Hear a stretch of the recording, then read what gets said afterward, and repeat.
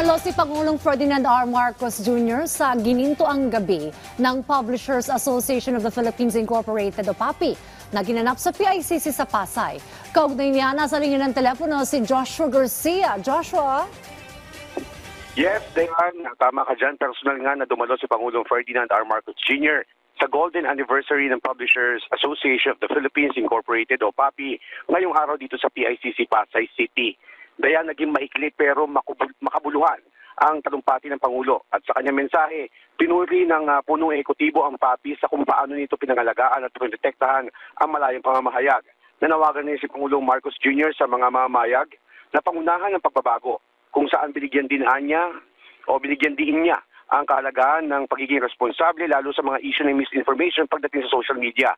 Sa huli dayan, hindi kaya rin ng Pangulo ang mga journalists, miyembro ng media na sumabay sa innovation, mag-adapt, pero tiyakin na hindi makukompromiso ang prinsipyo na pinagtibay na ng mahabang panahon.